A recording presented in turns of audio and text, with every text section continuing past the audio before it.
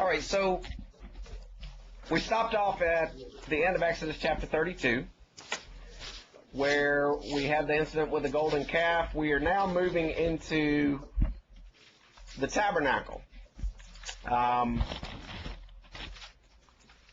Exodus chapter 33, we've got the command to leave Sinai, and then God making his promise, starting in verse 12 of that particular chapter. Somebody tell me, in chapter 34, why did Moses have to make new tablets? Because he smashed the old ones. Why did he do that? Because the golden calf. The anger management problem. Very good. 40 hours of counseling. 30 hours please. Yeah. All right, I think he was a bit surprised at how fast they had changed religions. He's angry because basically they had, God is showing himself, he's showing himself, and yet because they're impatient, all of a sudden he's got to, it's kind of like us today. We want instant gratification for everything. And if things don't go our way the way we think they should, then we're going to basically bow our back and rebel, and that's what these people did. If you're Moses and you're in the presence of God and you know obviously God is real and everything is beyond even description, and then you come down this hill and you see these idiots literally playing around this golden calf, it would be hard not to just say, you know what, God, just take them all out. Let's start over. Give me a fresh slate, and let's just pick up from there. And you guys know, in fact, on that particular occasion, how many people died?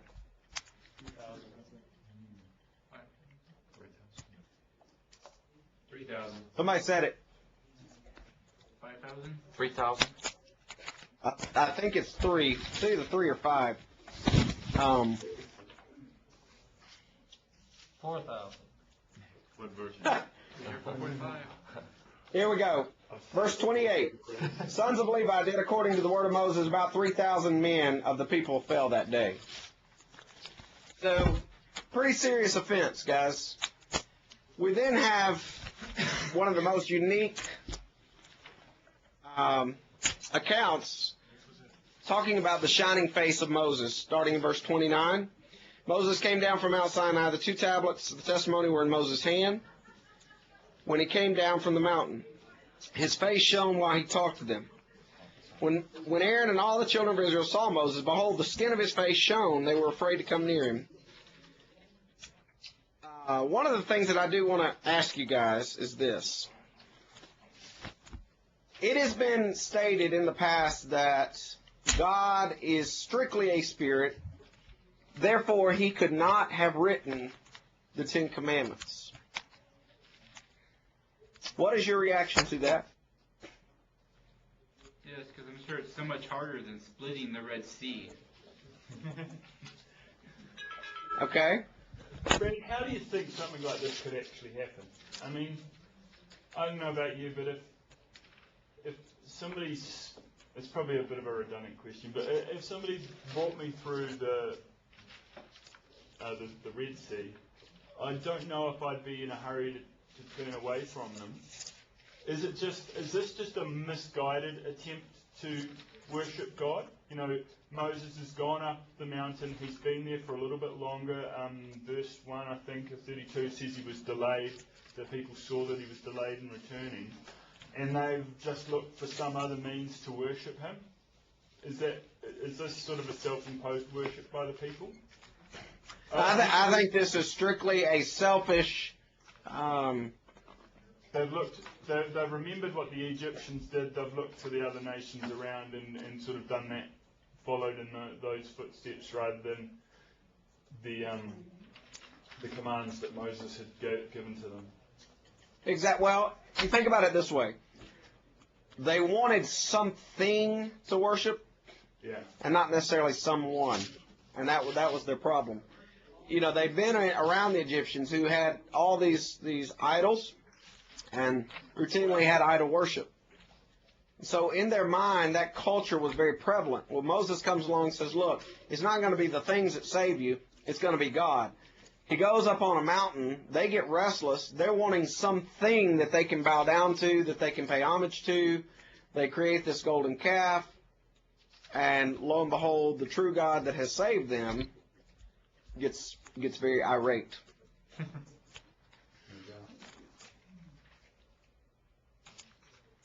Why was Moses' face shining? He's in the presence of God. Now, guys, that should tell you something about the afterlife.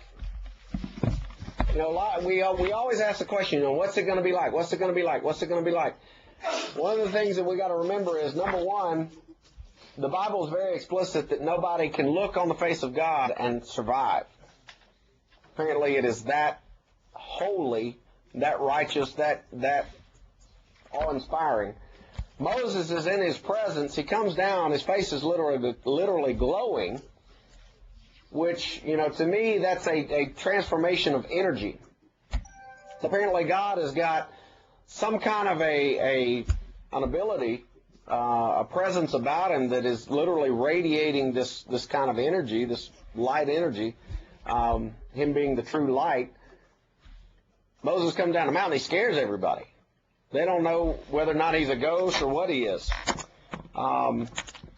It's right after he comes down that we then start getting into a series of regulations.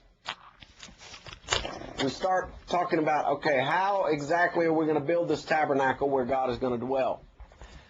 What are all of the specifics? Yes, we've got the Ten Commandments, and we all understand the Ten Commandments, but now what we're fixing to do is we're going to put some flesh on that skeleton. Tell us exactly what you mean by don't do this, or don't, you know, give us all the instances. You could consider from now till the end of the book and into the book of Leviticus, them basically sketching out all the what-ifs. So Exodus 35, Sabbath regulations. Here's exactly what you can and what you can't do on the Sabbath.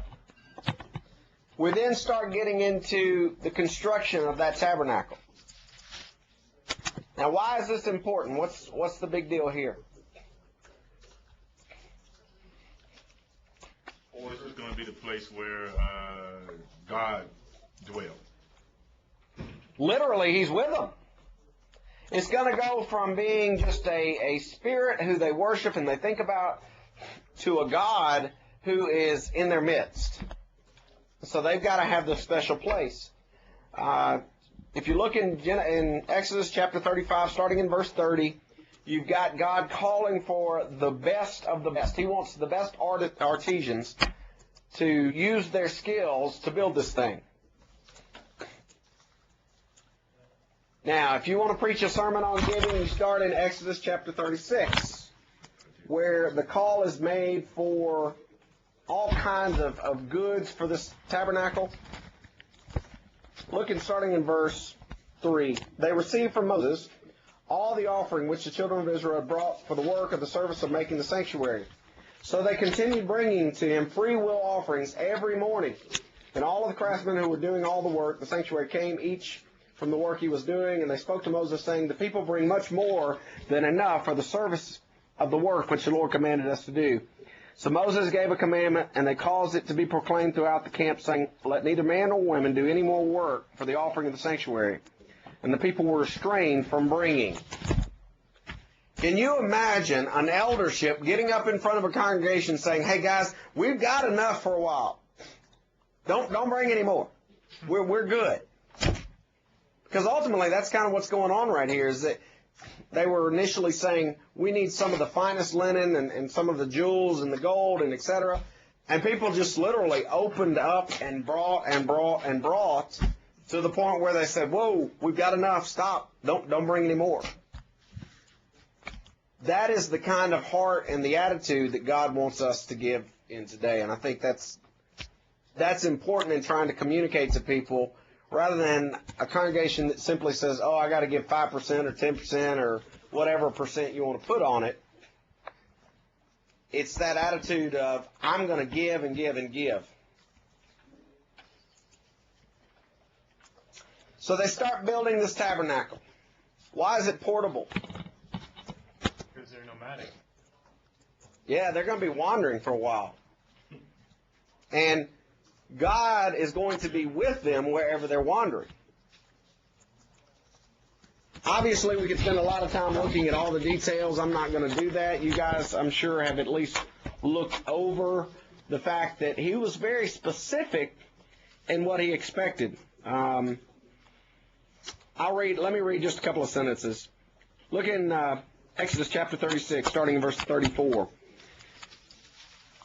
He overlaid the boards with gold, made their rings of gold to be holders for the bars, overlaid the bars with gold. He made a veil of blue, purple, and scarlet thread, fine woven linen. It was worked with artistic design of cherubim. He made it with 4 pillars of acacia wood, overlaid them with gold, with their hooks with gold. He cast 4 sockets of silver for them. I mean, just the detailing of this thing is just phenomenal. What do you think God is really trying to communicate to these people? Because let's be honest, does God need any of this stuff, really? No. God doesn't need anything from us, folks. If he needed something, he wouldn't be all powerful. So why the detail? Why is God going through the trouble of detailing all of these little nitpicky things with him? What is he trying to communicate? Obedience. Obedience is one key thing. What else?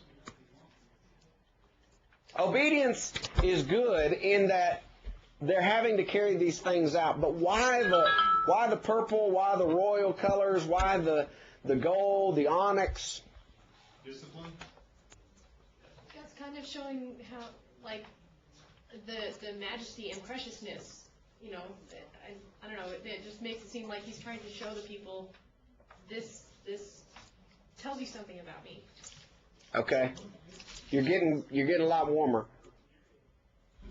God is trying to show these folks that he is holy and that he is ultimately king. And what better way to do that than to use the best of the best, the finest of the finest, making a place where he is ultimately going to reside. We would not want to use a hand-me-down T-shirt to make the veil for God. We want the best for God.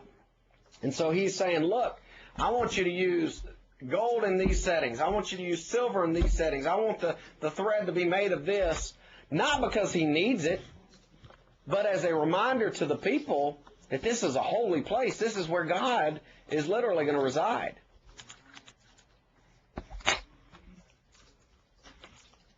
Starting in chapter 37, we've got some of what we could loosely call the furniture for the tabernacle. We've got the ark. And Bezalel made the ark of the acacia wood. 2.5 cubits was its length, 1.5 cubits its width, and 1 cubit its height. Believe it or not, there's a website. It's a alleged Bible contradiction website where they use Exodus 37:1. And they say that that's a contradiction because they then they show beside that verse Genesis 6:15 where it talks about this is how you shall make it. The length of the ark shall be 300 cubits, the width 50 cubits, the height 30 cubits. Obviously, these folks have not read their Bibles very well.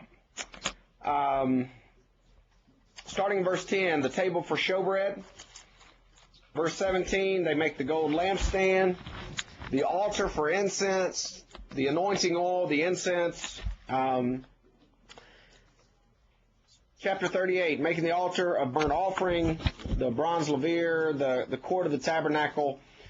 So again, all of this in these last remaining chapters of Exodus is just massive detail to remind the people that they are to be clean because they are in the presence of a holy God. In fact, if you really look at the whole way that this thing was laid out, the tabernacle itself, it is a testimony to kind of the structure of having unclean people on the outside, and then you've got clean people, and then you've got holy people further on in. It's kind of a tiered system that we'll talk about a little bit more here in a minute. Chapter 39 is making of the garments for the priesthood, which is going to be important for Aaron and his sons here in the book of Leviticus. Then we get into the breastplates. At the end of that particular chapter, we find out that everything is finally completed. It's erected. It's arranged in chapter 40. And at the very, very end, look with me, Exodus chapter 40, starting in verse 34. The cloud covered the tabernacle of the meeting, and the glory of the Lord filled the tabernacle. Moses was not able to enter the tabernacle meeting because the cloud rested above it, and the glory of the Lord filled the tabernacle. Whenever the cloud was taken up from the tabernacle, the children of Israel would go onward in all their journeys. But if the cloud was not taken up, then they did not journey till the day that it was taken up. For the cloud of the Lord was above the tabernacle day, and fire was over it by night, in the sight of all the house of Israel throughout all their journeys. So we end the book of Exodus. Hasn't been that long a period of time, but we now have a very established form of worship. A priestly nation is now coming up to start showing the folks how to try to get back in a covenant relationship with God.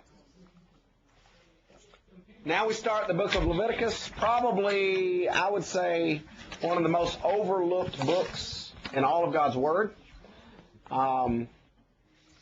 It's one of those books where, sadly, preachers, they kind of ignore, and yet there's a lot of good stuff in here. Why do you guys think we ignore this book? Because the description down to minute details of the Old Covenant. Okay? And what's the common excuse we give in the church? It's tedious. We're New Testament Christians. We're New Testament Christians. We don't need to know all this. Yeah. Guys, here's the point. If you don't read the book of Leviticus, you don't really appreciate the holiness of God. That's right. You really don't. And so when somebody tells me I'm a New Testament Christian, all I need is the New Testament, to me, what they've just said is, I'm a Christian that eats a lot of cotton candy, and I'm not ready for the meat of the Word. That's right. So what I want us to do is jump into it. Any questions, comments, thoughts before we leave the book of Exodus?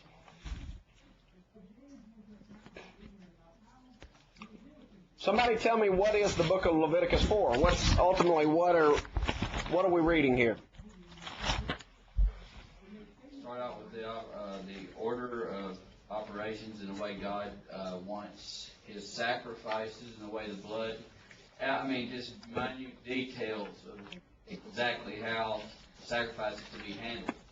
It's for the clergy, or it's for the priests, not for the lay people. Okay. It's for how to access God. And like you said, it talks about His holiness. You guys remember us talking about the fact that for New Testament Christians, the book of Acts is the primary book that we look to as to how to structure our worship. We model ourselves after the first century Christians. The book of Leviticus would be what they modeled themselves after back during this time. This is kind of where they go back to learn all the fine details of the law. This is kind of where they would go to see what's going on. For those of you who've got this particular book, let me encourage you to read the starting on page 343 through 355. It's actually a good chapter. It's called Getting Acquainted with Leviticus. I'm gonna read just a couple of highlights out of here that I want you guys to at least be familiar with. Page 344 says, the prejudice against it notwithstanding, Leviticus is a Christian book. The Bible of Jesus contained this book. Now, what do they mean by that? The Torah. Yeah, this is a book that Jesus Christ had. So for us to say it's not important, I mean, think about the fact that Christ walked around, he knew it. He could probably quote it. Look at the next verse, or the next sentence. More than 40 New Testament references to Leviticus have been identified. So again, for somebody to say that this is just a tedious book, it's not important, it's not something we need to spend any time with, they're not getting the real picture. God, I love this part. Under the description of Leviticus, it says, God directly speaks more here than in any other book in the Bible. 56 times this book claims that God gave these laws to his people through Moses.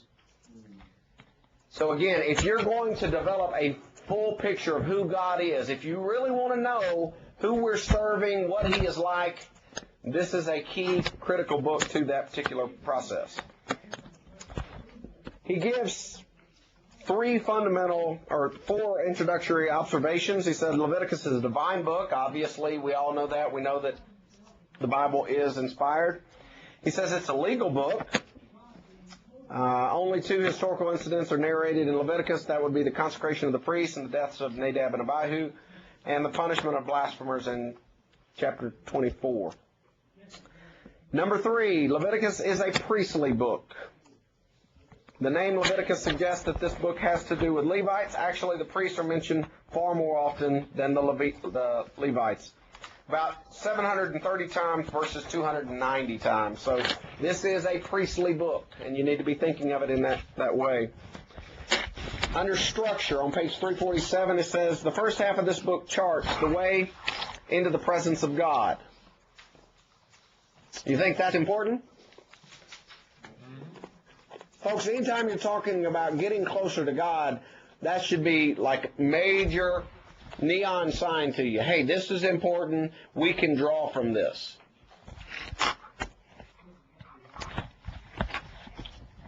Again, I would just strongly recommend you guys taking a look at that chapter.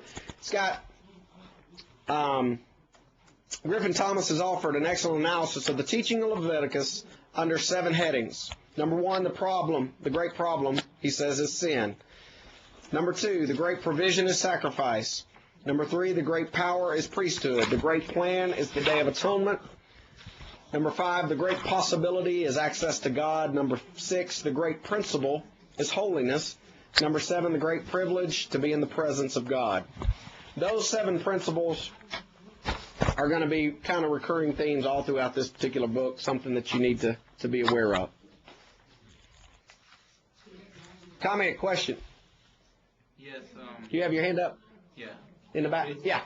Based on what we saw, even when Jacob was blessing his sons, Levi really wasn't in any good graces with anyone. So yet, why did we here have the Levitical tribe being the ones where the priests would come from? That would be one of those great questions you're going to get to ask God one day. In all honesty, they were just set aside. We know, for instance, when they finally entered the land of milk and honey, what land were they given? Ooh, y'all should know that.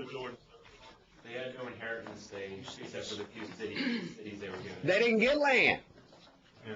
The Levites didn't get any land. They basically were spread themselves out all around. So, to address your question fully, let's think about this for a moment. Was it necessarily a plus to be a Levite? Not really.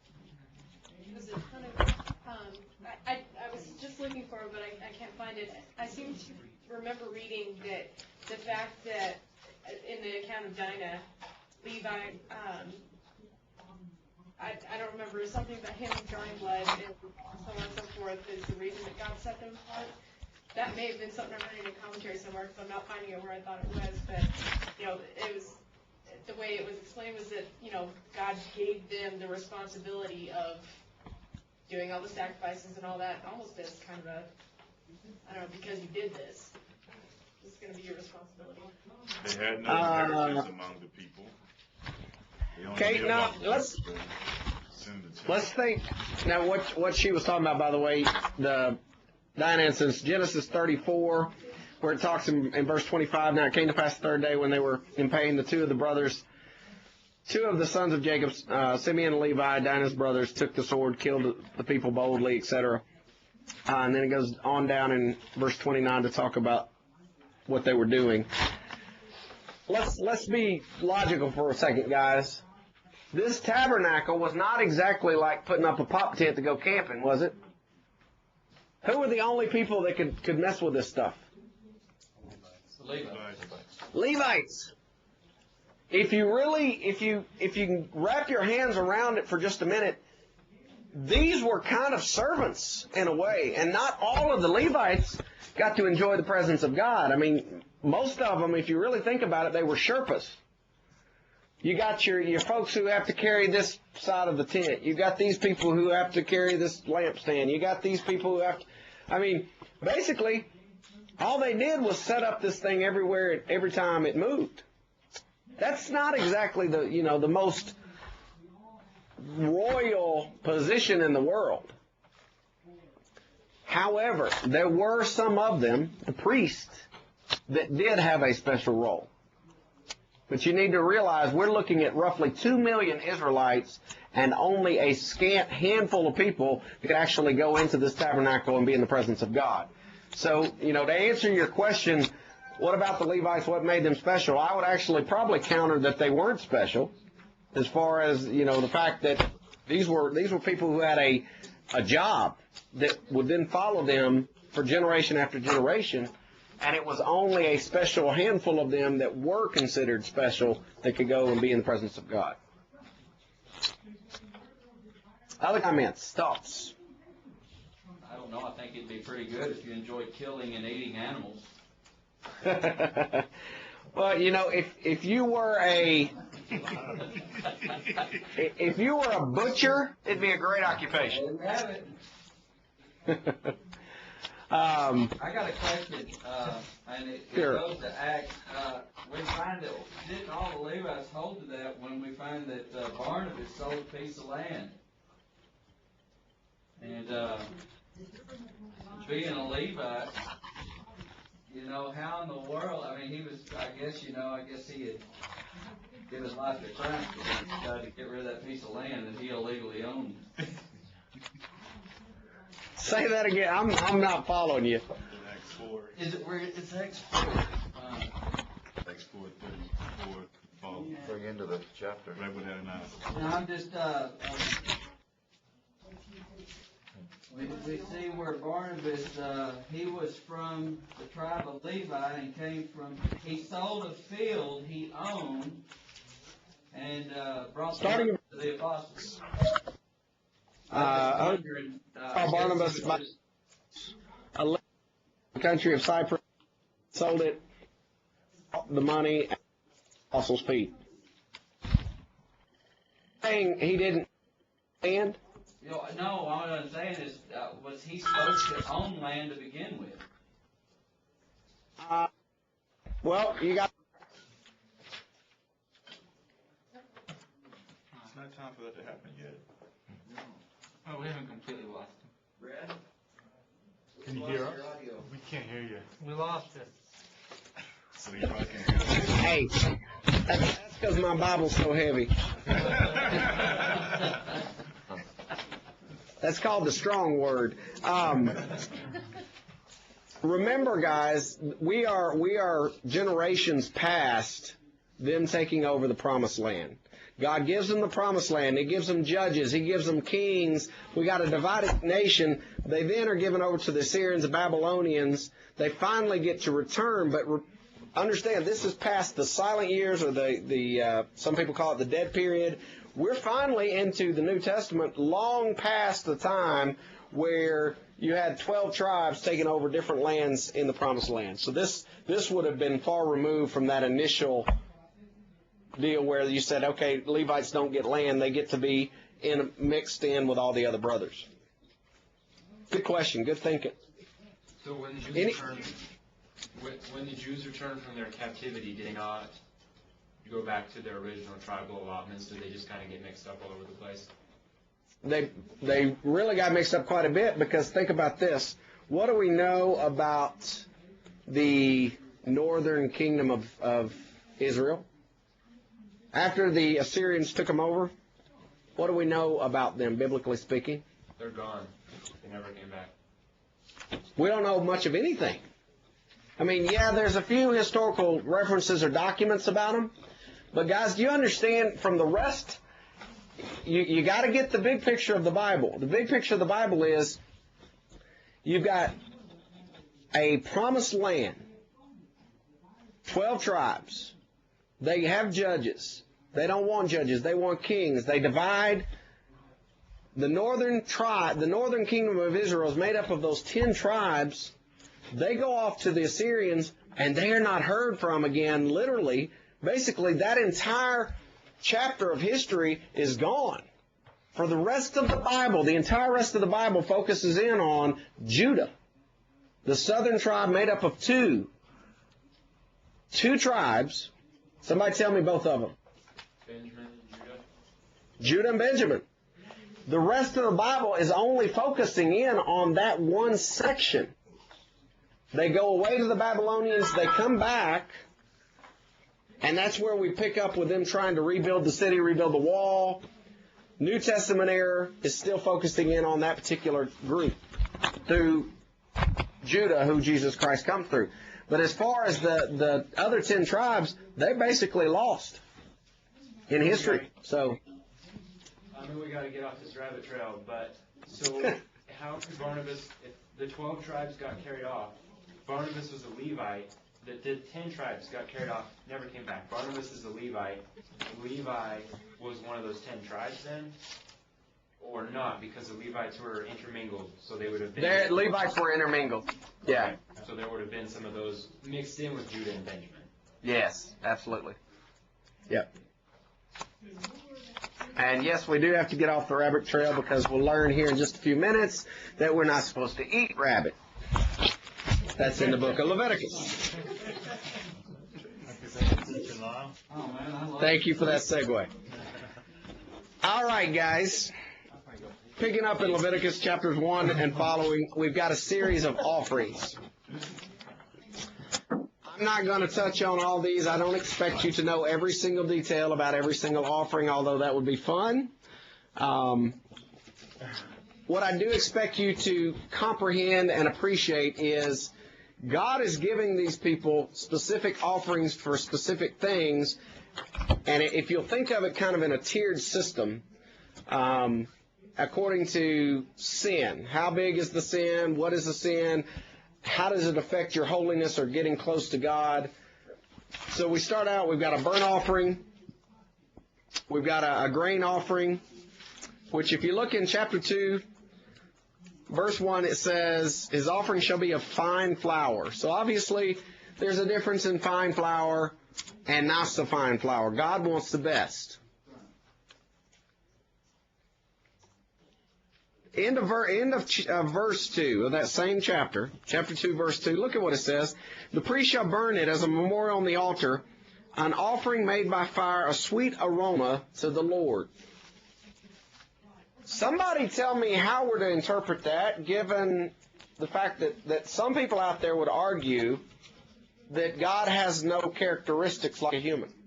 Well, I have to say that I like to smell meat cooking, and that's a characteristic of God right there. And you drive down through the neighborhood, someone's got their grill going, that's a burnt offering. I'm going to tell you what, that is a good quality to have. Do you think God can smell? Well, sure he can. It says he can. Okay. I'm trying to get you guys to understand there. I posed the segment a minute ago, nobody jumped on it, about God, the finger of God actually writing the Ten Commandments. There are a lot of people out there who hold that that's basically a figure of speech, or it's poetic language because God doesn't have a finger, he couldn't actually have written them. Well, if God is all powerful, can he not say, you know what, I'm going to write in that rock and do it? Yes. Absolutely he can.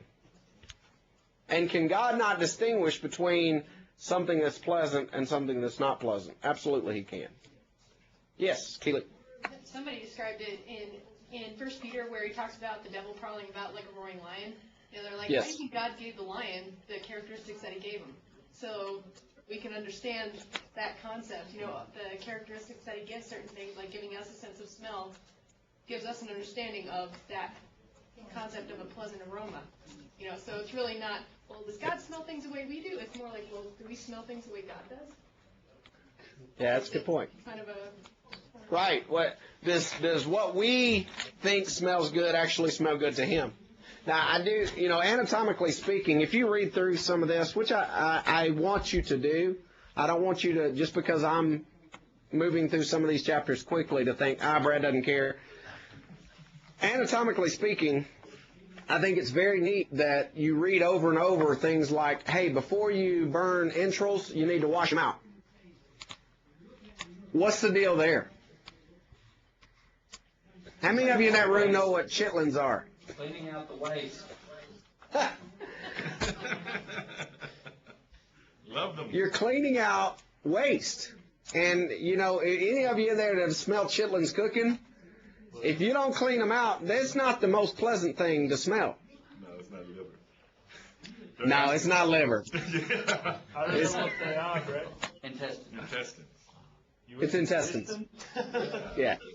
Man. I don't eat intestines, no. I have a very firm rule that I don't eat organs or appendages. I think that's biblical.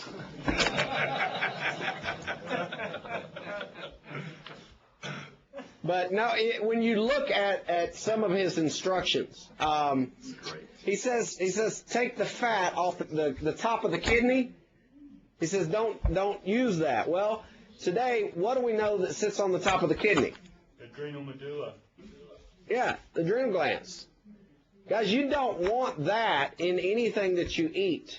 I mean, you're talking about some pretty nasty stuff going on. So, you know, to me, it's just repetition after repetition of the wisdom of God saying, here's what I expect, here's what I don't want. I don't want to belabor the point, but we are going to read Leviticus chapter 4. And the reason we're going to read it is because I want you guys to appreciate the fact that we have a much better sin offering. What I'm going to do is I'm going to ask 3 of you to take about 10 verses each. It's 35 verses long, so somebody who hadn't spoke much today, start in chapter 4, verse 1. And guys, listen very carefully to how detailed this is, and be thinking about the fact that we've got a whole lot easier way to atone for sins today. Somebody go ahead.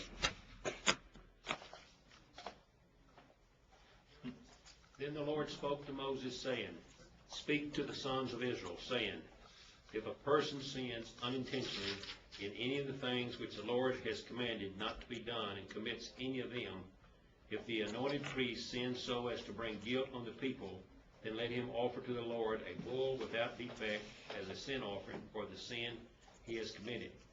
He shall bring the bull to the doorway of the tent of meeting before the Lord, and he shall lay his hand on the head of the bull and slay the bull before the Lord. Then the anointed priest is to take some of the blood of the bull and bring it to the tent of meeting. And the priest shall dip his finger in the blood and sprinkle some of the blood 7 times before the Lord in front of the veil of the sanctuary. The priest shall also put some of the blood on the horns of the altar of fragrance incense, which is before the Lord in the tent of meeting. And all the blood of the bull he shall pour out at the base of the altar of the burnt offering, which is at the doorway of the tent of meeting. He shall remove it from all the fat of the bull of the sin offering, the fat that covers the entrails, and all the fat which is on the entrails, and the 2 kidneys, with the fat that is on them, which is on the loin, and the lobe of the liver, which he shall remove of the kidney, just as it is removed from the ox of the sacrifice of the peace offering, and the priest is to offer them up in smoke on the altar of the burnt offering. Okay, somebody pick up there. With the hide of the bull and all its flesh, with its head and its legs and its entrails and its refuse, that is all the rest of the bull, he is to bring out to a clean place outside the camp where the ashes are poured out, and burn it on wood with fire. Where the ashes are poured out, it shall be burned. Now, if the whole congregation of Israel commits error, and the matters escape the notice of the assembly, and they commit any of the things which the Lord has commanded not to be done, and they become guilty, when the sin which has been committed becomes known, then the assembly shall offer a bull of the herd for the sin offering, and bring it before the tent of meeting. Then the elders of the congregation shall lay their hands on the head of the bull before the Lord, and the bull shall be slain before the Lord. Then the anointed priest is to bring some of the blood of the bull to the tent of meeting, and the priest shall dip his fingers in the blood and sprinkle it 7 times before the Lord in front of the veil. He shall put some of the blood on the horns of the altar, which is before the Lord in the tent of meeting. And all the blood he shall pour out at the base of the altar of burnt offering, which is in the door of the tent of meeting. He shall remove all of its fat from it and offer it in smoke on the altar. He shall also do with the bull, just as he did with the bull of the sin offering. Thus he shall do it. So the priest shall make atonement for them, and they will be forgiven. Okay, somebody else? And he shall carry forth the bull without the camp, and burn him. The burn of the first bullock is a sin offering for the congregation. When a ruler hath sinned and done somewhat through ignorance against any of the commandments of the Lord his God concerning things which should not be done, and is guilty. Or if his sin wherein he hath sinned come to his knowledge, he shall bring his offering, a kid of the goats, a male, without blemish. And he shall lay his hand upon the head of the goat, and kill it in the place where they kill the burnt offering before the Lord. It is a sin offering. And the priest shall take of the blood of the sin offering with his finger, and put it on the horns of the altar of burnt offering, and shall pour out his blood at the bottom of the altar of burnt offering. And he shall burn all his fat upon the altar, and of the fat of the sacrifice of peace offerings, and the priest shall make an atonement for him as concerning his sin, and it shall be forgiven him. And if any one of the common people sin through ignorance, while he doeth somewhat against the Lord, against commandments of the Lord concerning things which he ought not to be done, and be guilty. Or if his sin which he hath sinned come to his knowledge, then he shall bring his offering, a kid of the goats, a female without blemish, for his sin which he had sinned. And he shall lay his hand upon the head of the sin offering, and slay the sin offering in the place of the burnt offering. And the priest shall take of the blood thereof with his finger, and put it up on the horns of the altar of burnt offering, and shall pour out all the blood thereof at the bottom of the altar. And he shall take away all the fat thereof, and the fat is taken away from the sacrifice of peace offerings. And the priest shall burn it upon the altar for a sweet savor unto the Lord. And the priest shall make an atonement for him, and it shall be forgiven him. And if he bring a lamb for a sin offering, he shall bring it a female without blemish. And he shall lay his hand upon the head of the sin offering, and slay it for sin offering in the place where they kill the burnt offering. And the priest shall take of the blood of the sin offering with his finger, and put it on the horns of the altar of burnt offering, and shall pour out the blood thereof at the bottom of the altar. And he shall take away all the fat thereof, and the fat of the lamb is taken away from the sacrifice of the peace offerings. And the priest shall burn them upon the altar according to the offerings made by fire unto the Lord. And the priest shall make an atonement for his sin that he hath committed, and it shall be forgiven him. Would you say we got it easier today? Yeah. Yeah.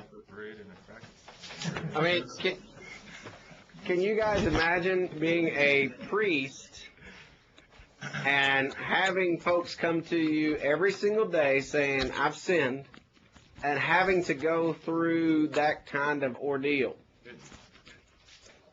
I mean, that's why, to me, you can't appreciate the New Testament until you have truly read the Old Testament.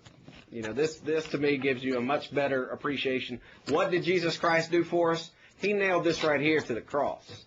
So that thankfully, when Brad Harrub messes up, I don't have to go to a slaughterhouse and have all these different things happen for me.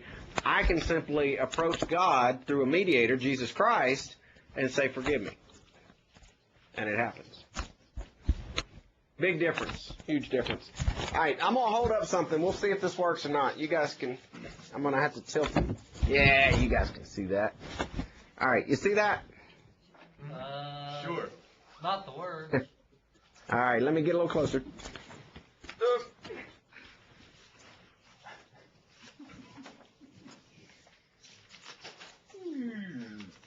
All right, how about that? Yes. Okay. This is a box-in-a-box concept that I want you guys to kind of appreciate. The inner box is labeled holy and priests. And you'll notice kind of written off to the side it says tabernacle.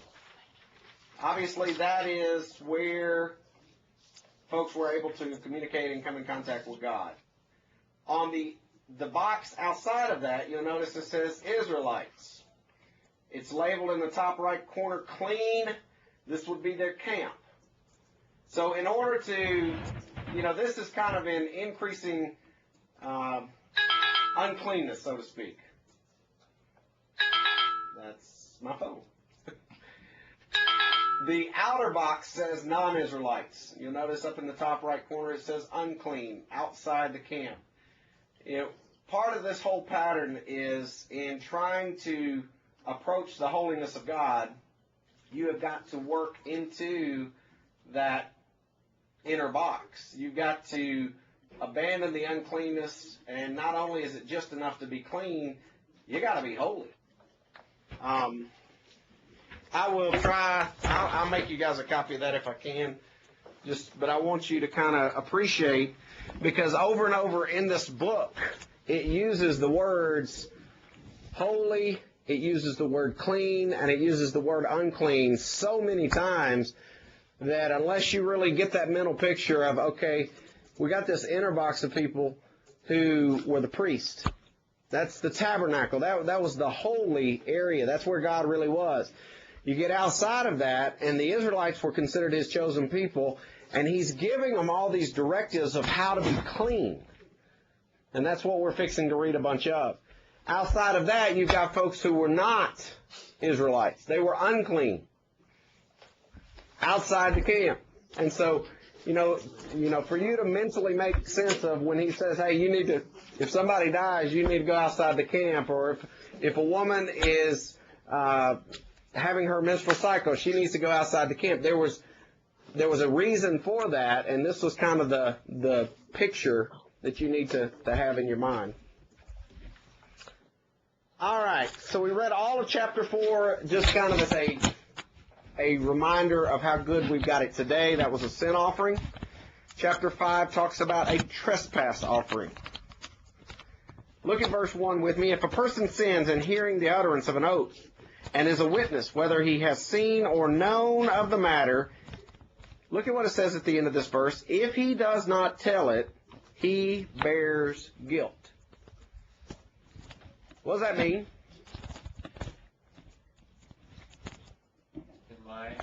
Lie through silence. Guys, you realize we can be judged guilty not just for doing wrong, but for knowing about wrong and doing nothing about it. Give me an example of that. Seeing somebody get robbed. Say that again? Seeing somebody get robbed or seeing someone take something you know is wrong. I mean, you've seen them do it, but you held it in and didn't tell anybody. Okay, and that's a good example. I would probably argue it's not as realistic as maybe, what about receiving gossip?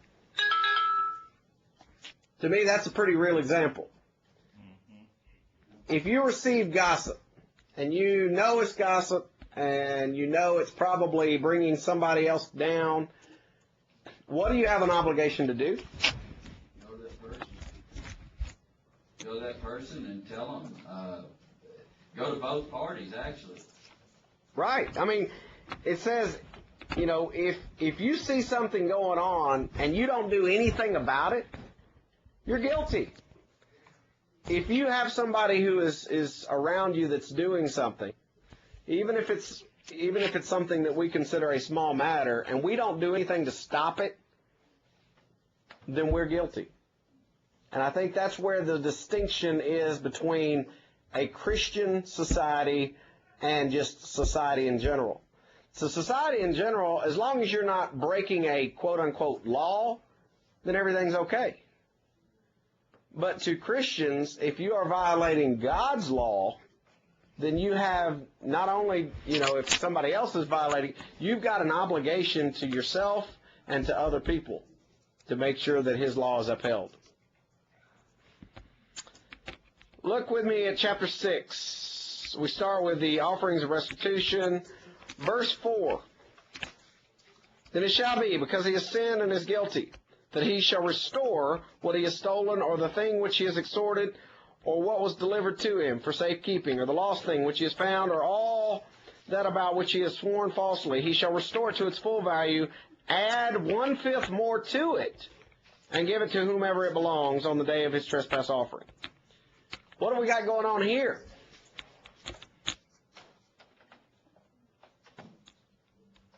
God is telling them how to make something right if you do it wrong. Not only, let's say that I take something that belongs to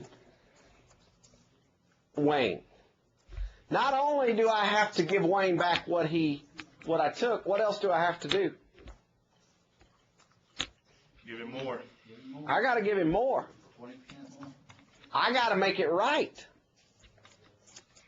And again, this is where the court system came up with the idea of restitution, of giving people something for their suffering or for their emotional distress.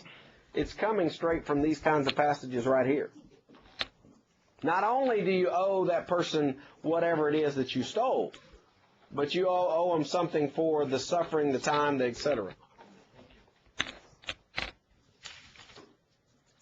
Then we've got, let's see, in that same chapter, we've got the law of burnt offerings, the law of grain offerings, the law of sin offerings.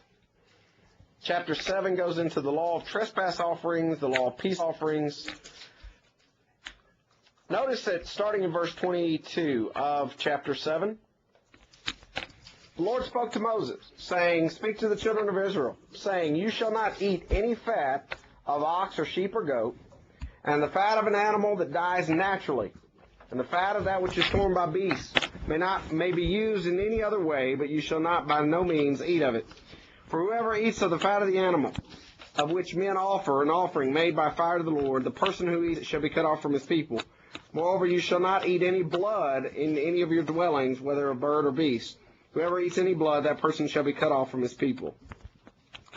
So now we're starting to get a glimpse into the importance of blood. Somebody tell me what the New Testament or the Old Testament teaches about blood. Okay, we're not supposed to eat it. Ultimately, it says, life is in the blood. So God is very specific about blood. He says, look, don't you eat blood or blood products, because life is in the blood. That's going to become even more important when we turn over and we start looking at the New Testament and we learn that it's the blood of Jesus Christ that cleanses our sin. If you don't get this, how can you get that? And on that note, we'll take a break. Y'all go get caffeine.